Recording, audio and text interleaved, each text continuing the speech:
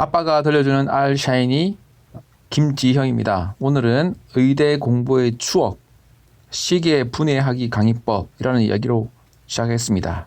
제가 2021년 9월 18일 약 한 달 뒤죠. 한 달 뒤에 알 샤이니를 강의하려고 합니다.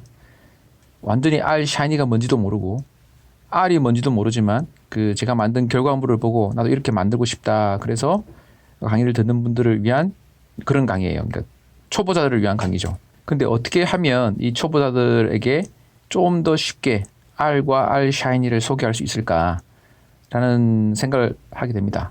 그러면서 오늘 아침에 떠올렸던 게 이것이었어요. 의대에서는 강의가 어떻게 진행되냐면 일단 1학년 때 생리학, 생화학, 회부학 이런 것들을 잔뜩 배웁니다.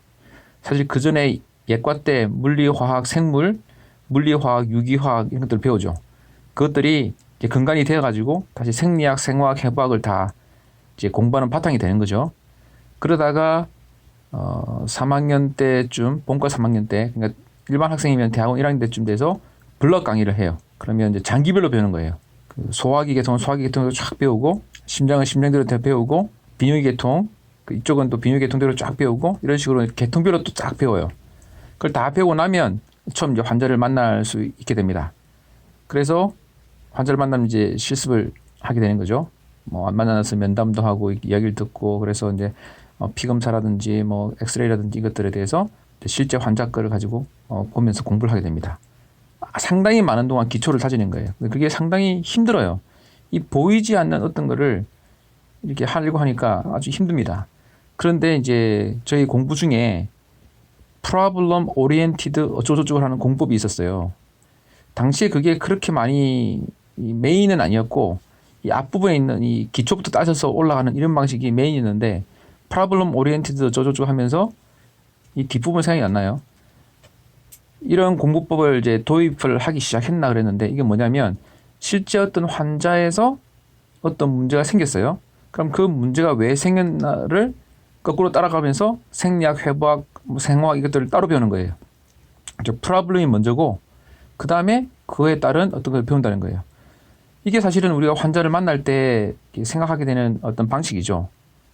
그런데 이렇게 되게 되면 아주 미숙한 지식이 없는 사람이 환자를 바로 만나게 되는 거잖아요. 그건 이제 안 될 일이죠. 법적으로 윤리적으로 안 되는 일이죠. 그렇기 때문에 이건 이제 학생들 공부 시간에 잘 어떻게 준비된 케이스만 이제 만나게 되는데 어쨌든 이런 방식이 공부하기는 훨씬 편해요. 눈에 보이니까 어떤 증상이 보이고 눈에 보이는 증상 만져지는 증상을 가지고 그 원인을 찾아가는 거니까 재미도 있고 그동안 배웠던 생리학, 생화학, 해부학 이런 지식들이 막 거기서 믹스가 되는 거예요. 다시 생각해 보면 이 앞에 있는 것들이 있었기 때문에 두 번째가 재미있다고도 할 수 있고요. 어떻게 보면 이거를 하다 보니까 이것이 필요해서 공부했던 건데 거꾸로 기초부터 쌓아가니까 너무 힘든 거죠. 옛날 사람, 공부를 처음 했던 사람들은 사실 이렇게 시작했을 거예요. 근데 그 사람들이 공부를 하다 보니까 생리학이 필요하겠구나, 생화학이 필요하겠구나 해서 이것들 정립해놨는데 이것이 너무 많아. 그러니까 실제 어떤 문제를 만나기 전에 너무 기초가 너무 복잡한 거예요. 기초 체력을 키운 다음에 뭐 축구를 하려고 하는데 기초 체력 하나라고 다 지치는 그런 셈이 되는 거죠. 일단 공을 만져봐야 되는데 그래서 저 같은 경우는 이제 이 사실 후자를 조금 더 좋아합니다. 이 전자가 당연히 필요하다고 생각하지만 그러니까 저희가 어릴 때 저희 아이들에게 시계 고장나면 그걸 주고 뜯어보도록 했어요.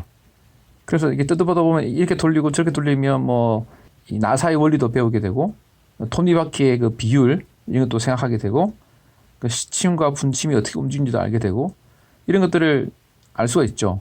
어떻게 하면 이것이 소리가 나는구나. 소리가 나는 알람은 어떻게 만들어져 있구나.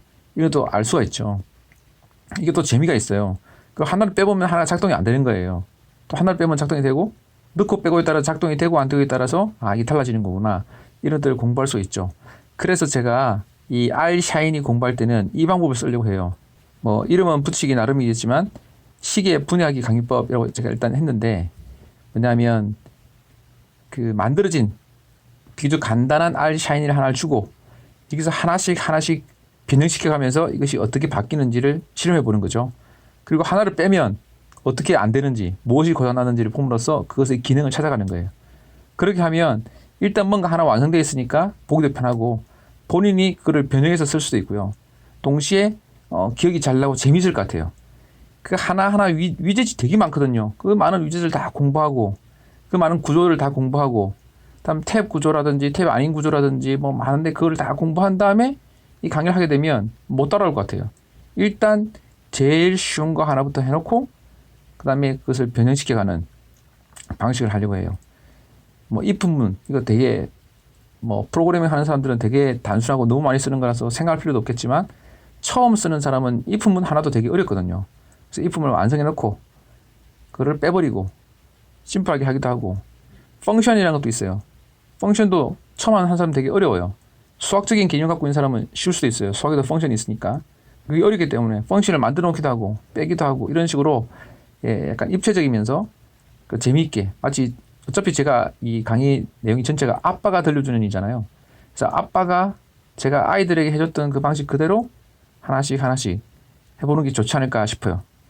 9월 18일 이때 강의를 듣고 나면 아무리 초보자더라도 자기만의 알 샤이니를 하나 만들어 볼 수 있고 그것을 변형할 수 있고 그래서 그거를 퍼블리시해서 실제 활용할 수 있도록 그렇게 될 걸로 기대합니다. 실제 어렵지 않아요. 너무 단순해요. 일단 한 15분, 20분이면 일단 자기 게 하나 생겨요. 그 다음에 그걸 변형해 가는 거니까 너무 쉽겠죠? 네. 그때 뵙도록 하겠습니다. 강의 신청하는 것은 제가 링크를 밑에 달아둘게요.